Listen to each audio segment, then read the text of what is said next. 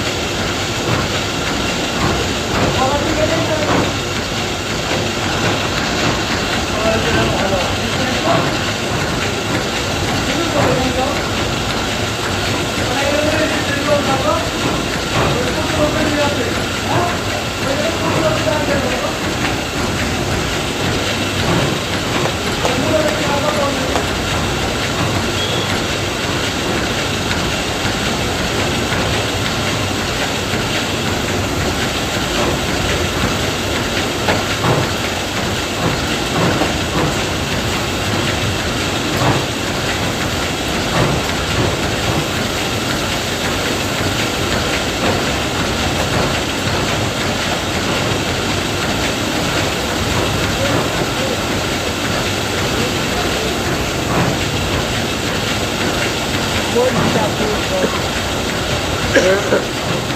acordo.